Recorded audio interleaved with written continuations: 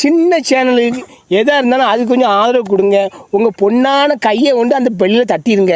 Welcome to Kanjisoru channel. நம்ம சேனலில் இன்றைக்கி என்ன வீடியோ பார்க்க போகிறோம் அப்படின்னா, இப்போ நம்ம சப்பாத்திக்கு வந்து குருமா வைப்போம்ல, அந்த குருமா தான் பண்ண போகிறோம். அதுக்கு வந்து ஃபஸ்ட்டு பார்த்திங்கன்னா ஒரு அரை மூடி தேங்காய் எடுத்து வச்சுருக்கோம். அதுக்கப்புறம் வேர்க்கடலை சும்மா கொஞ்சமாக போட்டால் போதும். பொட்டுக்கடலை ஒரு 2 டீஸ்பூன் இருக்கும், அதை ஆட் பண்ணிக்கலாம். அதுக்கப்புறம் வந்து பார்த்திங்கன்னா சோம்பு சும்மா ஒரு சின்ன ஸ்பூனில் ஒரு ஸ்பூன் இருந்தால் போதும். இப்போ நம்ம இதெல்லாம் தண்ணி ஊற்றி நல்லா ஃபைன் பேஸ்ட்டாக அரைச்சிட்டு வந்துடலாம். இப்போ ஒரு கடாயை வச்சுக்கோங்க. ஒரு 4 டேபிள் ஸ்பூன் ஆயில் ஊற்றிக்கலாம்.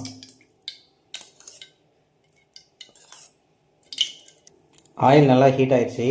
இப்போ தாளிப்புக்கு வந்து பார்த்திங்கன்னா 2 துண்டு பட்டை, 2 ஏலக்காய், 2 கிராம்பு, கொஞ்சம் கல்பாசி கண்டிப்பாக போடணும், அதனால் ஆட் பண்ணிக்கோங்க.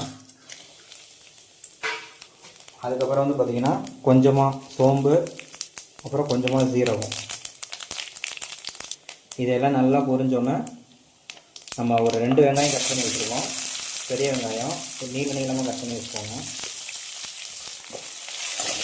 இதெல்லாம் வணக்கிடுவோம். இது கூடவே 3 பச்சை மிளகாய், அப்புறம் கொஞ்சமாக கருவேப்பிலை, இதெல்லாம் போட்டு நல்லா வணக்கி விடுங்க.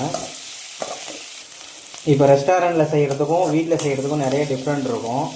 நம்ம ரெஸ்டாரண்ட்டில் சாப்பிட்ற மாதிரி வீட்டில் செஞ்சோம்னா அந்த மாதிரி வராது. அதுக்கெலாம் சின்ன சின்ன டிப்ஸ் இருக்குது. ஸோ அதெல்லாம் நாங்கள் வீடியோவில் வந்து கடைசி வரைக்கும் ஃபுல்லாக பாருங்கள். அந்த பொருள்லாம் ஆட் பண்ணும் போது சொல்கிறோம். ஸோ நீங்களே இதே மாதிரி ட்ரை பண்ணி பார்த்தீங்கன்னா நீங்கள் ரெஸ்டாரண்ட்டில் சாப்பிட்ற மாதிரியே இருக்கும். வெங்காயம் வந்து பார்த்திங்கன்னா ஒரு 50% நல்லா வெந்துருச்சு. இந்த ஸ்டேஜில் வந்து கொஞ்சம் புதினா ஆட் பண்ணணும். இந்த ஸ்டேஜில் நீங்கள் புதினா ஆட் பண்ணிங்கன்னா குருமா வந்து நல்லா வாசனையாக இருக்கும். இது எல்லாத்தையுமே கலந்து விட்டுருவோம். வெங்காயம் ஒரு 70% நல்லா வெந்துருச்சு. இந்த ஸ்டேஜில் ஒரு 2 டேபிள் ஸ்பூன் நம்ம இஞ்சி பூண்டு பேஸ்ட் ஆட் பண்ணிக்கலாம்.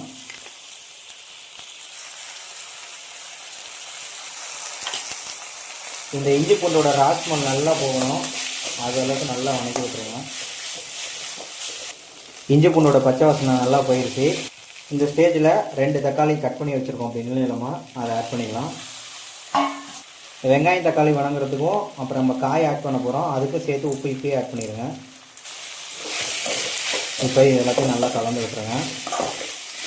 வெங்காயம் தக்காளி வந்து பார்த்திங்கன்னா நல்லா வணங்கிடுச்சு. இந்த ஸ்டேஜில் நம்ம காய் ஆட் பண்ணிக்கலாம். இன்றைக்கி வந்து நம்ம பார்த்திங்கன்னா உருளைக்கிழங்கு, கேரட்டு, பீன்ஸு, அப்புறம் காலிஃப்ளவர், இதெல்லாம் இது கூட பச்சை பட்டாணி இருந்தாலும் ஆட் பண்ணிக்கலாம். இப்போ இது எல்லாத்தையும் நல்லா கலந்து விடணும். காய் வந்து ஓரளவுக்கு இதுலேயே வணங்கணும். இப்போ ஒரு மூடி போட்டு விட்ருங்க. ஒரு 2 நிமிஷம் நல்லா வேகட்டும். A few moments later. இப்போ ஓப்பன் பண்ணி பார்ப்போம். இப்போ காய் வந்து பார்த்திங்கன்னா ஒரு 50% பக்கம் வெந்துருச்சு. இப்போ இந்த ஸ்டேஜில் நம்ம மசாலா ஆட் பண்ணிக்கலாம். 1 ஸ்பூன் மஞ்சள்தூள், மல்லித்தூள் வந்து பார்த்திங்கன்னா ஒரு 3 ஸ்பூன் போட்டுக்கோங்க. அடுத்தது மிளகாய்த்தூள் வந்து பார்த்திங்கன்னா தனி மிளகாய்த்தூள், இது ஒரு 1.25 ஸ்பூன் போட்டுக்கலாம். ஸோ இப்போ இது எல்லாத்தையும் நல்லா வணக்கி விடுங்க. ஒரு 2 நிமிஷம் வணக்கி விட்டோன்னே நம்ம இது குருமாவுக்கு தேவையான அளவுக்கு தண்ணி ஊற்றிக்குவோம். இந்த ஸ்டேஜில் இந்த குருமாவுக்கு தேவையான அளவுக்கு தண்ணி ஆட் பண்ணிக்கலாம். இப்போ இது வந்து ஹை ஃப்ளேமில் ஒரு 10 நிமிஷம் நல்லா கொதிய விட்டுருங்க. இப்போ நல்லா கொதிச்சிருச்சு.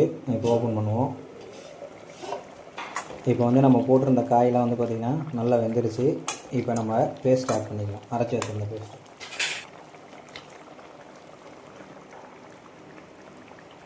நம்ம தேங்காய் ஊற்றினதுக்கப்புறம் குழம்பு வந்து திக்காகும்.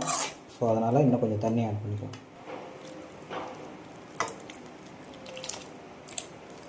இது வந்து இன்னொரு 5 நிமிஷம் ஹை ஃப்ளேமில் கொதிக்கணும். இப்போ நல்லா கொதிச்சிருச்சு. நம்ம குருமா அதை போட்டிருந்த தேங்காயோட பச்சை வாசம்லாம் போயிடுச்சு. நம்ம ஃபைனலாக பார்த்திங்கன்னா சர்க்கரை கொஞ்சம் ஆட் பண்ணணும்.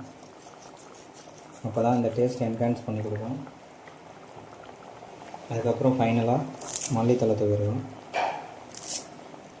அவ்வளோதான். நீங்களும் இதே மாதிரி செஞ்சு பார்த்துட்டு எப்படி இருக்குங்கிறத கமெண்ட் பண்ணுங்கள். நன்றி, வணக்கம். மீண்டும் அடுத்த வீடியோவில் சந்திப்போம்.